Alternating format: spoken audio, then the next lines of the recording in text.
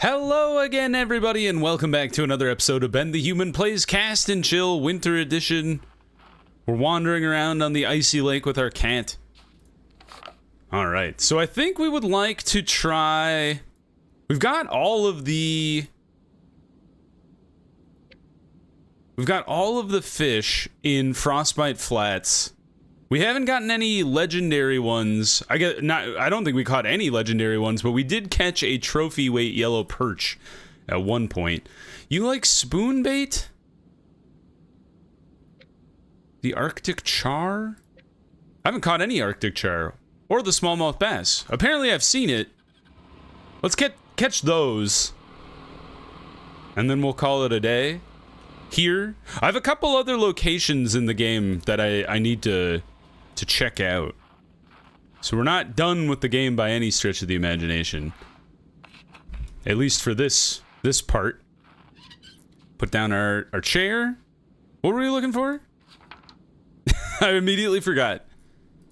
Arctic char, blade bait, crankbait, spoon bait. So it's all different types of bait. Blade bait, medium. Oh, you're not even a blade bait. So medium blade bait it is. Put that down into the ice. Aha! You're the one I was looking for. No, I didn't want the little one. Just pull you out of the water. The cat is very excited. Did you hear the purr? No, I wanted the bigger fish. Oh, I'm gonna pull this lake clean of Arctic char by the time we we get the fish I want. It was 1 ounce bigger than the other fish. Oh, did I get full on? I do have 2. Oh my god. So I was just letting the game run in the background because the game can play in idle mode if you let it. Apparently, idle mode Ben decided to fill his entire catch full of channel catfish. And they're old. I did pet my cat though. Oh, he's so cute. All right, don't go far. I wonder if you could just walk over here from the dock rather than take the snowmobile out. All right, put the hole in the ground again. Sit down. Drop that blade bait in there. Get me that Arctic char that's big.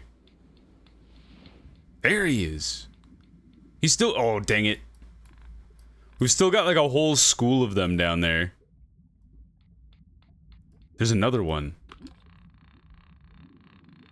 There's like 6 fish down there. The good news is, I guess the benefit of none of the fish, that one was slightly bigger even, none of the fish wanting the blade bait other than the Arctic char is we won't catch anything that we don't intend to catch. Oh, you turned around already. Okay, so maybe we need to walk to the other side of our snowmobile. My cat has 3 eyes. Do you see this? The game got stuck for a second. Okay. Let's walk to the other side of the snowmobile. We're like, you could fish off the pier.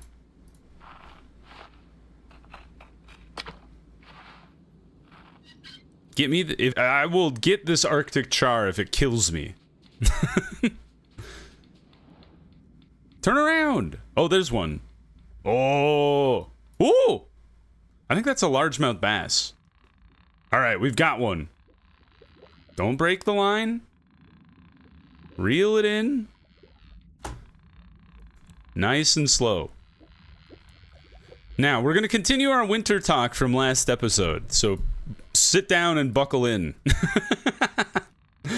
I didn't get to talk about hockey last time, which is a big deal in Minnesota and many places, but a big deal in Minnesota. State of hockey and all that. I don't know how we decided that. It seems very anti-Minnesotan. Minnesotans don't like to declare a lot. We just kind of like exist and then things happen. But somehow we decided to declare ourselves the state of hockey, and it does kind of vibe because you get a lot of Minnesotans playing in the NHL, a lot of Minnesotans playing around the college hockey teams. There's a lot of hockey players from out east, northeast, and the New England states and stuff. A lot of Canadians. If Minnesota is the state of hockey, Canada is definitely the country of hockey. Ooh, trophy weight Arctic Char. Yes, Kitty, that was a good one. And interestingly, I didn't get into hockey, watching hockey, that is, until like later in my adult life. But it's a lot of fun. I like hockey a lot. I feel like hockey players, as far as professional athletes go, seem to be some of the most like down-to-earth people. There's plenty of jerks in hockey, but there's plenty of jerks in real life. And I feel like in regards to the population of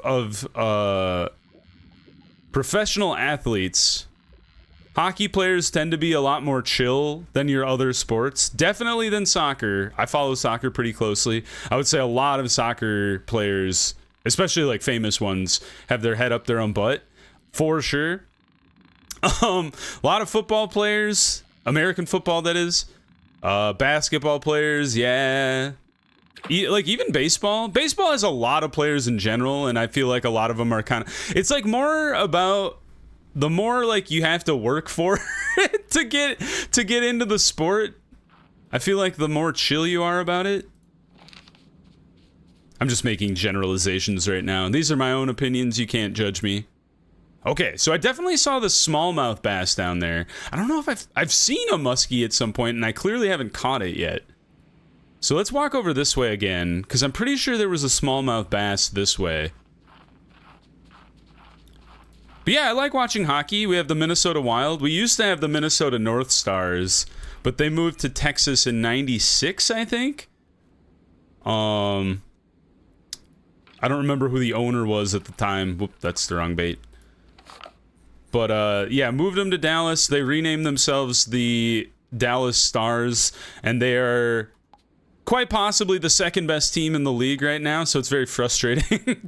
And they're in the same conference as the Minnesota Wild, so it's very frustrating to have to play each other constantly and like, lose. The wild thing about the NHL is the structure of the conferences doesn't make a whole lot of sense from a competitive standpoint. So unlike other sports, I guess it's similar. It's more similar to soccer. At least like Premier League and somewhat MLS, but Premier League, you don't really you definitely don't have conferences in England because England's not a super huge country. But anyway, you play all the other teams in the league pretty heavily, whereas in football, it's weighted toward American football, I should say. It's weighted towards your own conference. So NHL is kind of structured the same way, but the problem with that is you play all the other teams, so most of the time you're not playing your own conference. So the Minnesota Wild, the Colorado Avalanche, and the Dallas Stars are all in the same central division. And the division has to play each other in the playoffs. And right now, the top three teams in the NHL, the Wild just lost to the Colorado Avalanche, so they might not be the top number three anymore. But one of the, you could argue top five, three of the top five teams in the NHL will all play each other in the first two rounds of the playoffs. So one of them is going home in the first round, and now all of a sudden you have, if you have the top three in the top five, you're losing at least one of them early. And then you have, I was going to say the Florida Panthers. They've won 2 Stanley Cups in a row, so I can't be too mean to them because they clearly know what they're doing. But, easier path to the Stanley Cup, you could argue, because crankbait, that's what I was looking for. I keep getting distracted by talking about hockey. So yeah, so there's a beef with the way the NHL is set up. It's not really anybody's fault other than just like that's how they set up the league, which is kind of weird. But it would take some like major restructuring to figure that all out. And I'm not, I don't work in sports management or anything like that, so I wouldn't really know what the correct answer is other than I'm cranky because my team has to play two of the best teams in the NHL regularly. But we did just trade for Quinn Hughes about a week and a bit ago. And that was very exciting. The Wild never really do big moves like that. We traded a bunch of really young players to Vancouver, and Vancouver's just kind of struggling a lot lately. Oh, that wasn't a trophy weight. 8 pounds, though. That's a pretty big fish. So, yeah, Vancouver's been struggling. Quinn Hughes is by far their best player. Like, one of the top defensemen in the league for sure. Oh, there's a muskie, I think. It looked kind of like a muskie. So getting him on the team has been really exciting. We were on a tear for a bit. We won like 6 games in a row, but then we played a back-to-back with Edmonton. Or no, it was Calgary, sorry. Or was it Calgary? One of the Canadian teams. And come on, kitty. But we won that game on Saturday, but then our team was real flat on Sunday. And you could always argue like one way or the other whether or not that should matter. But they didn't play very well on Sunday, and they lost 5-1 to the Avalanche.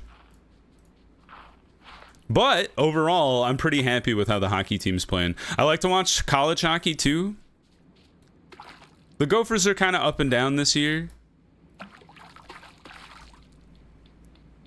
But overall, they could be worse. I follow American football too, if we're just going to get onto the topic of sports now instead of like hockey. But my 2 favorite sports are probably hockey, or definitely soccer is my favorite sport. I grew up playing soccer. I like watching soccer. I like going to soccer games. It's a lot of fun. I follow Everton because I like punishment in the in the Premier League. And then obviously the Minnesota United. Oh, do I have the wrong bait on now? Oh, I must, because I was fishing for the other guy. What is the muskie like? But yeah, hockey is fun. I've never played hockey. I actually more recently in my adult life got back into skating. I used to skate when I was really young. It wasn't even really a terrible accident. So I was like 4 at the time, and I was skating. Basically, I didn't have great instruction as a child. They taught me enough to learn how to skate. We're looking for the spoon bait here. I think we go heavy spoon bait, and then we switch the rod. Unavailable for ice fishing. Okay, never mind. So we stick with the frost stick, and then we just switch to the small spoon bait. I think we have to move to get to the muskie that I saw. So anyway, they taught me just enough to be dangerous, essentially, and I was skating very quickly, and I wasn't great at stopping because that wasn't really something that they taught us. And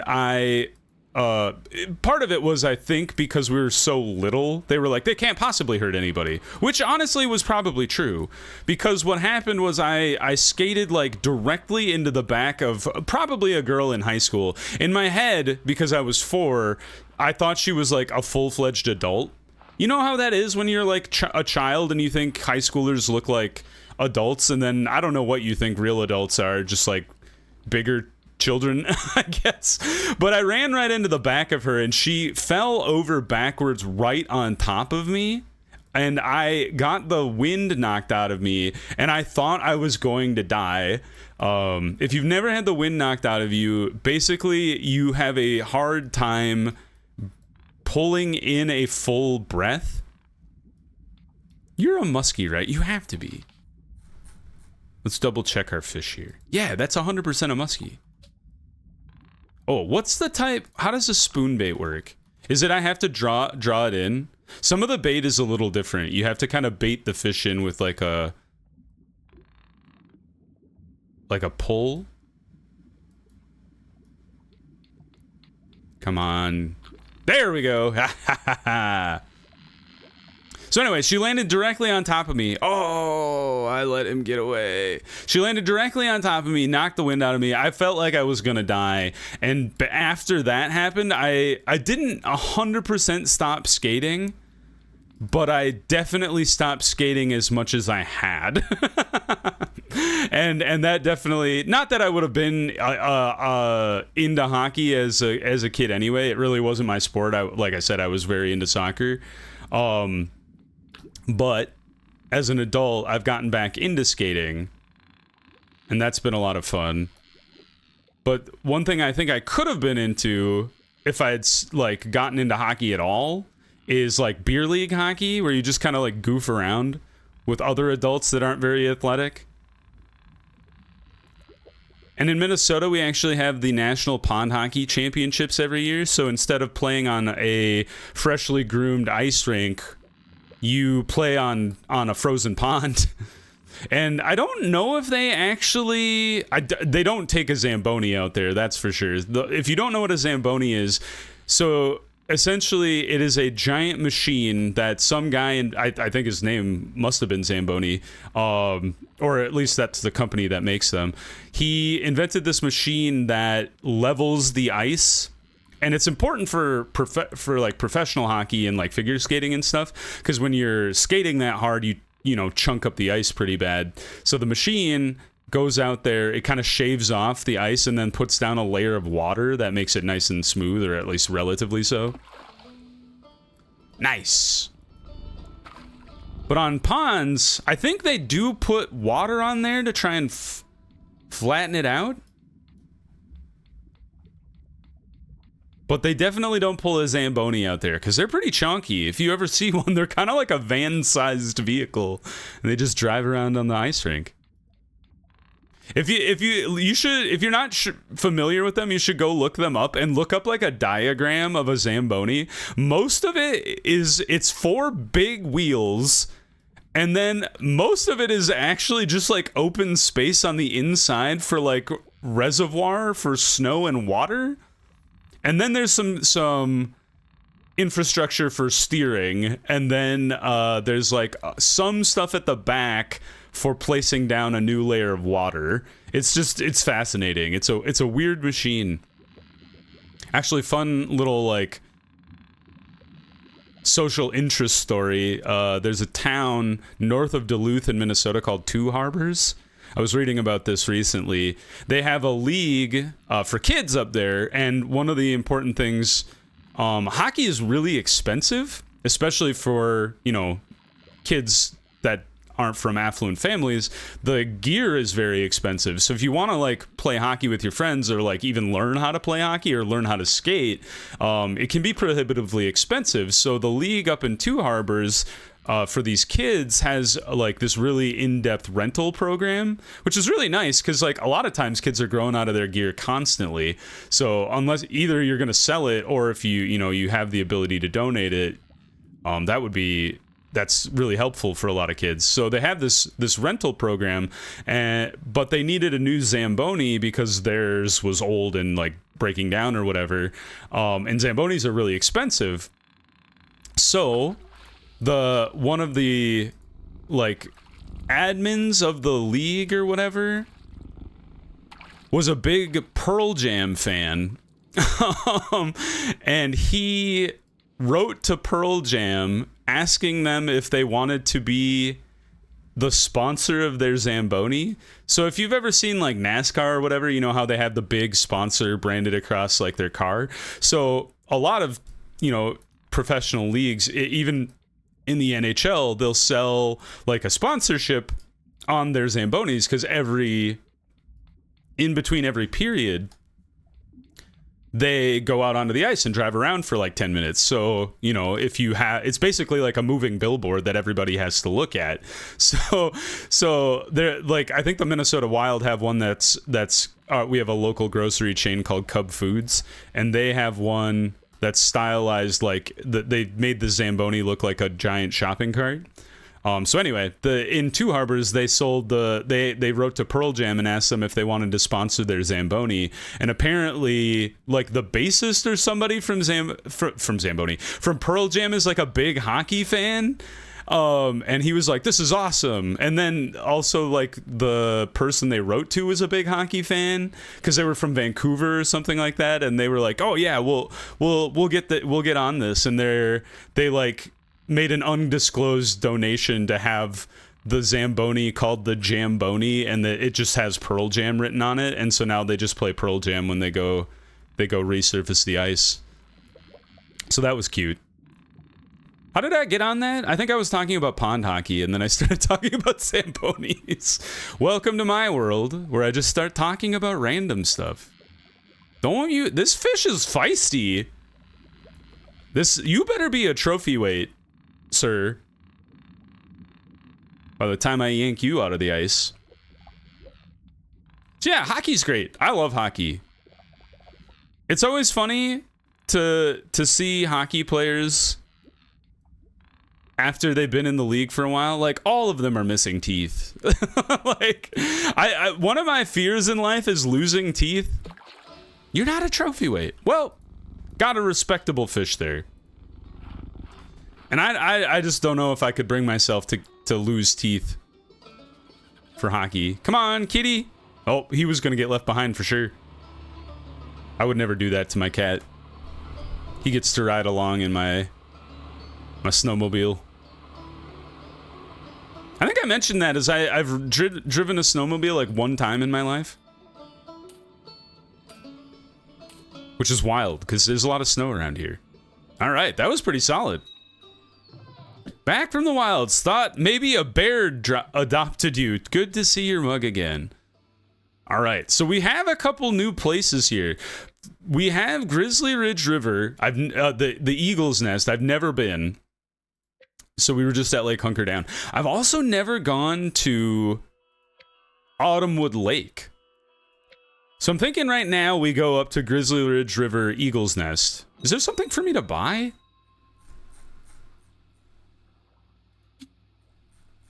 Oh, I bet I know what it is. I think we need to buy a license. No, we bought the Autumnwood Lake. What is he even talking about? Do you see when I go back here? There's an exclamation mark. Oh, we have to tip Rusty here. What do you have to say, Rusty? Thanks, bud. I know you've been enjoying that ice fishing, but if you want to land one of them ice monsters, you're gonna need more than your glorified toothpick. That's what I was thinking. Them big fellas don't come out just any time. It takes turns to lord over the lake during the day. So we have to look for... Aha! Yes! The Super Rod. That is an amazing name. The Hardwater Howler. This is for XXL. Okay, got it. So we buy that bad boy. We upgrade this bad boy as much as possible. There we go. All right, we've got the Super Ice Rod now. We'll go back there in a second, but I would like to go check out the Grizzly Ridge River up here. Back in our cool boat. So what's up here? Grizzly Ridge River, Eagle's Nest. So we have the Masu salmon that we've already caught. We've got sockeye salmon. So there's 3 fish we don't know about. Is this a flying fish? I like to go to the far side of the river first and then come back. So yeah, hockey's fun. Ice skating's fun too. I've never been a very good skater, but you know, the more you oh, bear. I see the bear. The more you practice, the better you get. And so lately I've been trying to practice more. And it is a lot of fun. It's a long river. You think there'll be an eagle's nest up here?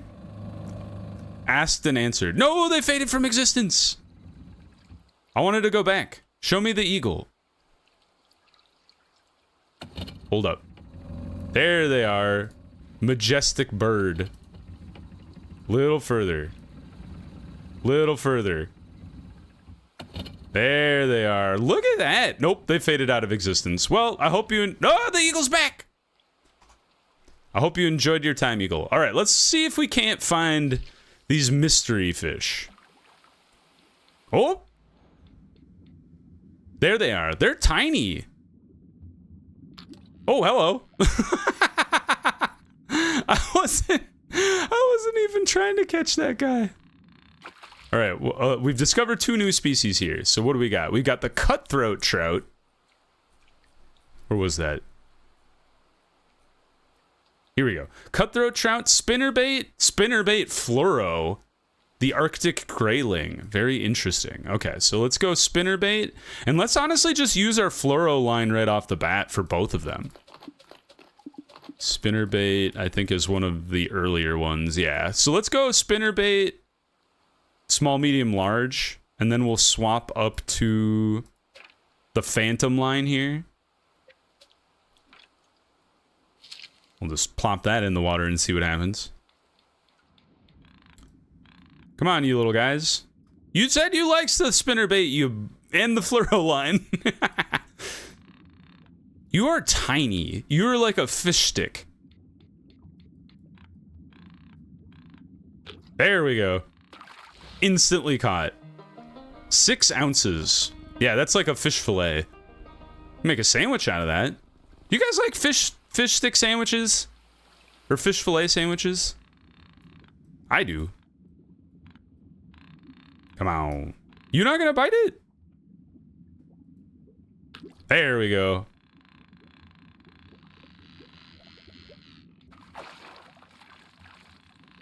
I've already talked about seafood and how much I like it, but being winter and all, it is now warm weather food time. I have a friend who's very anti-soup, and I always think that's funny because, like, soup is half my diet in the winter. Nice! 15 pounds! Holy cow, that's a chunky fish. I don't see much more for bigger fish over here, so I think I'm gonna move the boat back towards the dock. Let's go back this way for a little bit. Like to the other side of the waterfall here. Yeah, right there. So first we'll cast off this way, and then I'll move the boat, and we'll see what's down there. Ooh, what are you? What's that guy? He's got like a sail. Is that you? Are you a bigger Arctic grayling? It might be. And then we also see the long-nosed dace. Let's try to get that giant Arctic char. If that's what that truly is. No. Well, I mean, I'll take the dace. I haven't caught one of you yet, but I saw that giant Arctic char. Oh no, you're another cutthroat trout. The cat is purring. Did you know a lot of cats are allergic to fish? My cat is. A lot of cat food has fish meal in it. And it makes him itchy. So even though that, like, in popular media and whatever, cats are portrayed as always liking fish. Oh, that's the fish I was after. And that one. That one's also big. Can I just crank you into the boat? Nope. Fighting back a little bit. Not super well, though. Nice! Trophy weight! Cool. Alright, hold on. I need to see what you like. You like a bobber. The long nose. You must be a tiny fish. Did I just ignore a tiny fish when it was, like, floating around in the surface? I wonder if that's you. No, you're too dark.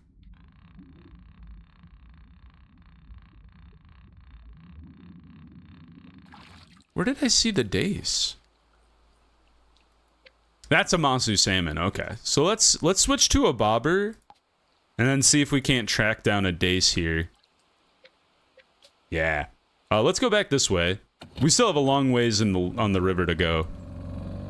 But yeah, warm food in the winter is awesome. Honestly, warm drinks in the winter is awesome. I've been getting into mulling, apple cider, and red wine lately in the last couple of days. And it's been really nice. I think that's a dace. It's all by itself. Can I flip this boat around fast enough?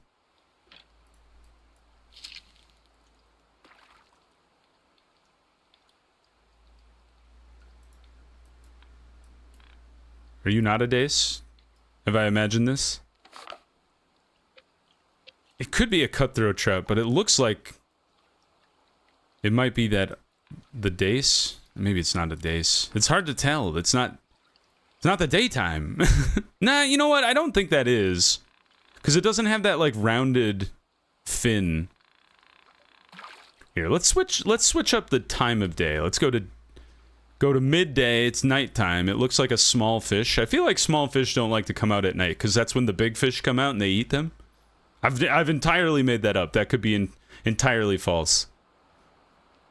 But yeah, I would say if you get the chance to mull cider or mull red wine, give it a shot. It's pretty tasty. You have to get mulling spices. But you should be able to get those at like any kind of spice store. Any place that sells, you know, spices. It kind of looks like potpourri, but you put it in your food. But it makes everything really tasty. Hello, Mr. Bear. I'm gonna hang out with you for a second. I want to see if there's any dace on this side of the river. Oh. Are you a... No, you're a Masu salmon. Where the heck are the dace, y'all? Are they deeper? Should I be using the deep bobber? Because I definitely saw one, apparently. That's why it's in the notebook. Down it goes. I do not see our friend the dace. Is that what you are? Are you coming for this? I feel like you're this guy, but tiny.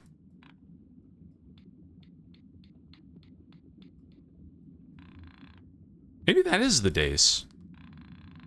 But it tried to touch the bobber, and then it got upset.